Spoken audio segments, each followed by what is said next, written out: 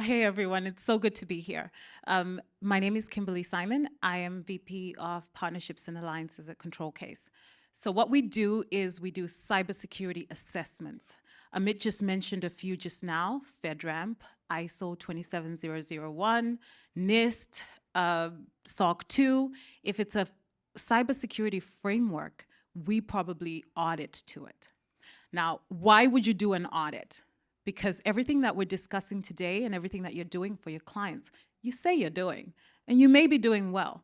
But what if you got a third party to come in and assess that what you're doing meets industry regulations, meets whatever your customers are asking you to do from a framework perspective? So it's getting a new set of eyes to look at all those things that you're doing in your security program and actually making sure that they meet the requirements of whatever framework we're looking at. So that's my pitch. That's as far as we'll go. Everything else is pretty much educational now. So we're doing Winning the War with Cybersecurity. Oh, no. You guys got to buy my book. That. So we're talking about MSPs doing two things. First of all, you need to get buy-in in your company for everybody to do an assessment, a cybersecurity assessment. So why should they do it? Cybersecurity assessments are no longer the headache of just the IT department. Everybody has to get involved now. You know how back in the day, if there was a cybersecurity assessment, you would say, okay, tech is taking care of it.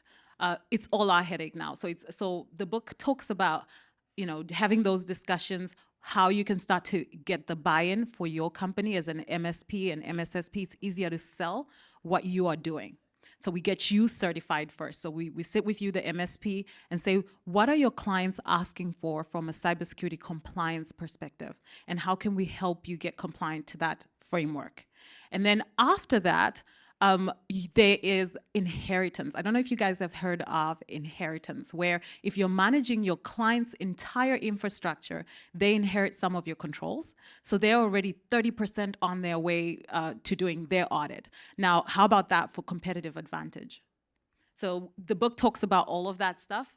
I'm sharing my details. I love to grow my network. Stay in touch if you need any information. If it's in my head and I know it, it's yours for free. So, if you want to ask about compliance, any frameworks and how you can get there, please feel free to just add me to your network.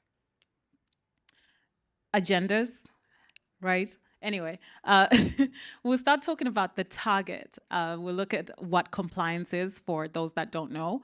We'll maybe look at what's the difference between security and compliance. And then we'll talk about how you're currently arming your company and shielding your clients. And then I'll give you some ammunition tips for winning the war. So first things first, who's the target? The target is you. And what's going on is they're trying to steal your information and you're trying to keep it safe. Who's they? They are cyber criminals. So everything we'll be talking about in this presentation is just the context that we're at war. And we are trying to protect information and they're trying to get to it. These threats are ever evolving, they're growing, and you cannot escape it. So if you are ignoring cybersecurity, it's time to pick a team because you're costing us.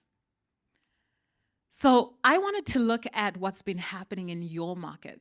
This is a ConnectWise 2022 MSP Threat Report. The 2023 one hasn't come out yet, but I always say you should look at it because everybody thinks it won't happen to me. That security incident, it won't happen to me. I'm not big enough. But over 500 security incidents that happened in 2021 were between MSPs and their partners, and 40% of that was ransomware. So ransomware has been huge for MSPs, and it's, looking at ransomware data leaks and distributed denial of attack. So I also wanted us to look at two everybody heard about these data breaches and we all talked about them, but did we ever really get back to it and say, so what's happened now? Compicon, a large MSP, think about it. They're probably different to a few people in this room in that they have budget. So they probably had a great team dedicated to looking into cybersecurity and making sure that they're secure. But guess what? They got hacked. And it ended up costing them over 10 million in cleanup costs. Now, if that was to happen to your company, do you have 10 million? Yeah, Colonial Pipeline, same thing. It ended up costing $4.4 million for them to pay in ransom. So these things are real and they're happening to companies and they're paying that ransom. A lot of the MSPs that we work with, if something like that happened, they just would probably go out of business. So when you start to have these discussions and think about things in this context where, hey, we don't have money to pay ransom, and if we did, we don't want to use it for that. So how can we protect our company? And you start to have those discussions in-house with your employees. So, hey guys, if there was to be an incident here and we were hacked, would you expect to keep your job? Would you expect a pay rise? Would we expect our clients to stay? So trying to make those things that people can relate to. So how are these attackers getting into our networks? So in first place, we have compromised credentials, and in second place, we had phishing. Imagine that. In this day and age where people can share information, where we can train our teams, we are still being tricked into sharing sensitive data through phishing. I think we can all, over drinks later on, discuss all the funny phishing emails we've seen and not so funny people that have fallen for them and put people in trouble.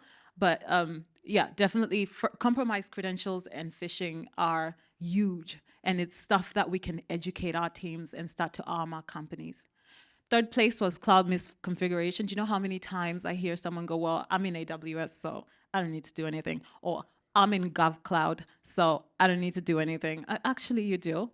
And get in touch, even though you are in the cloud, you have responsibilities in the cloud for securing data. And then in fourth place, it was vulnerability in third-party software. Really? Do you have a program that makes sure that you guys are using the latest versions for all your third-party software that you're using? Have you checked it? So it's all of those things that seem obvious but are causing big problems in our industry. Now, this is interesting. Let's talk about how long it takes to identify a breach. I always think of ransomware as, think of it as, you know, you live in your house. I hope you all live in homes. But anyway, you live in your house and you leave every day and you come back in. Easy as that. You think that just because you're locking your door, you're locking your windows, you're safe. So you go in and out, you don't even bother to check anything because you're safe, you're home. And then one day, you have no idea, but someone breaks into your house, they sit up in a little corner, and they stay there. They go through all your stuff, all your family stuff, they copy some of it, and you know, they keep some of it, they delete whatever it is that they have access to everything that is sensitive to you and your family, and you have no idea that they're there.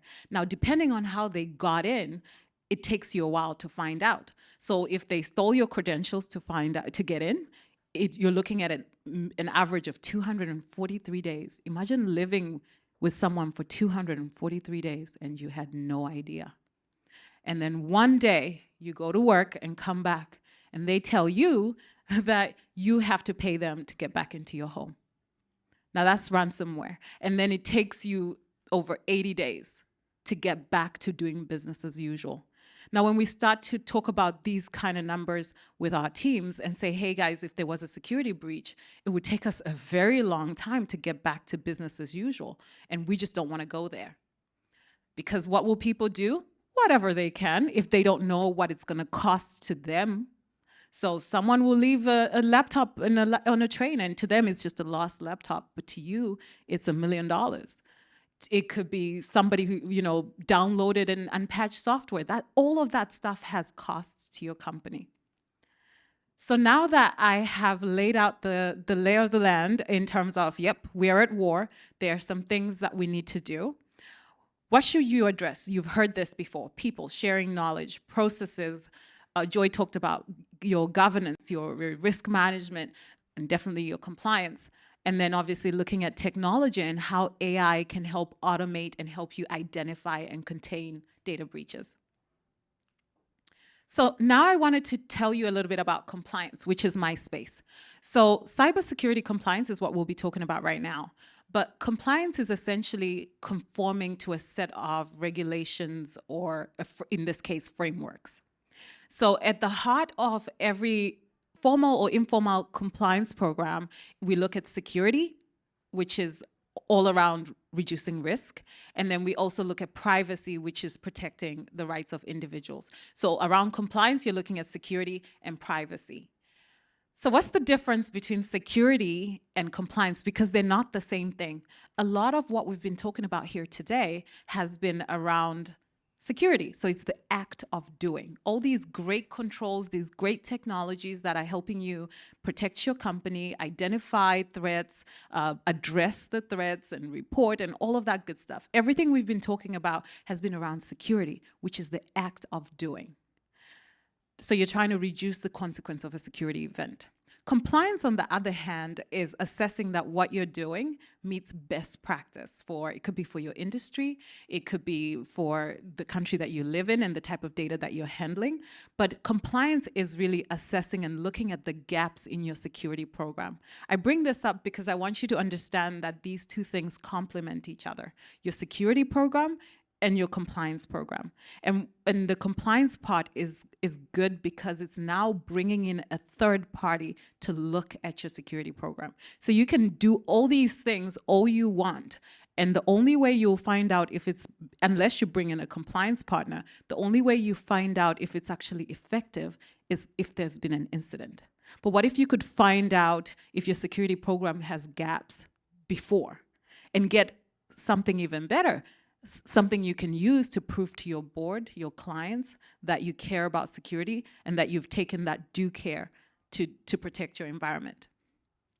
So when we think of compliance or cybersecurity, there's regulations, standards, and certifications. I'll simplify this. Regulations are things that you typically have to do because legally you have to do them. And then standards are best practices, could be based on industry or the type of information you're trying to protect. And then certifications are certifiable frameworks that you can use to show that you're compliant with a regulation. There's so many frameworks you can cover. This is just a few of them, and they protect different information. So Payment Card Industry Data Security Standard looks at account data. HIPAA, we all know, looks at healthcare data. SOC 2, information systems. All these different cybersecurity frameworks aim to protect different types of data. And it's basically working through and just looking at, hey, what region am I in? What do I have to do legally because of that? And then what industry am I operating in? And 9 times out of 10, actually 10 times out of 10, you'll find that there is multiple frameworks that apply to you. I'm not saying you have to comply to all of them, but you then start to look at what are your clients asking you for. So what we want to do is empower MSPs to start looking at, hey, our clients are asking us for a SOC 2 because they're looking at managing their third parties. So we get you SOC 2 Type 2 attestation of compliance. And then now you start to get ahead of this and have that discussion with your clients and say, hey, client, where are you from a compliance perspective? What frameworks matter to you? And how can we start helping you get compliant with that? And then that's where you partner with a company such as Control Case so that we can get you certified and empower you to actually start increasing your revenue by selling audit services. So that's essentially what we're talking about here, partnering with you to get you certified and then getting your clients certified. So the old way of doing things with an audit, it was always, as I said, it was the problem of the IT department, and there was an audit period, and everybody would scramble around that time. And mostly the companies that had to do an audit were working with the government, so it was like, we don't really have to worry about this.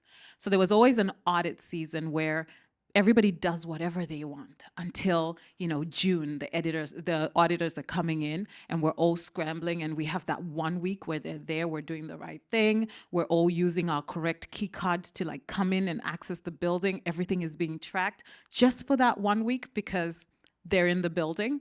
So what that would do is create that, path to panic, scramble, and then they get the audit, and then you have that compliance zone where everything's good, and then everybody just free falls back to what they were doing, and nobody cared, because as far as they were concerned, they have their audit now, they have their audit report. But what they didn't realize is that 70%, at some point, if you're not keeping track of your compliance program, at some point, at least 70% of your assets are out of compliance. So just because you were compliant last week, it doesn't mean that report, you're not going to get a data breach. No, there's going to be no incident. A compliance report or an attestation of compliance is no guarantee that you will not be hacked. Now what's changed is that compliance is now everyone's problem. So small and medium-sized businesses as well are being asked to prove that they have a cybersecurity program that is well documented, implemented, and continuously monitored. And how do you do that? You bring in a company like us to do an audit and assess that you're actually doing those things. They are documented, they are implemented, and it is working. So it's always audit season. It's no longer, hey, it's June. It's now always audit season. So now I've told you a little bit about compliance. So why you should care about compliance? A lot of reasons. But first of all, compliance frameworks are typically based on evolving threats. So you guys are so busy. There is no way you can keep track of all the threats that are happening in your industry. These frameworks address those things, and they send out information that you can use throughout the year to make sure that you are staying compliant. Also, compliance allows you to have a prioritized approach. So say we find gaps, we actually show you from a risk level, is it high, medium, low, so that as you're closing those gaps, you're very clear on, hey, this is what we need to do yesterday versus today. So delivery is key. When you start having those discussions about compliance audits with your customers and with your team, how are they actually relating to it? So if you get there and say, hey, we're going to have auditors and they are like the cops, they're going to come in here and look at everything we're doing wrong, then already you've kind of messed up the delivery, because what your team is going to think is, yeah, these guys are going to come in and try and cause problems and create a lot of busy work for everybody here. But if you communicate that, hey, we're bringing in assessors and they're actually consultants. So they're coming in here to make us better. They're coming in here to point out how we can better protect ourselves, protect our jobs, and essentially protect our families. So how your company views a compliance audit makes a huge difference, because if everybody's working harmoniously together, then you have a better program. So how are you arming your clients today? So let me ask you this. I would ask you to close your eyes, but it's okay. But let me ask you this. God forbid there was to be a data breach right now in your company. So let's say there has been a data breach right now.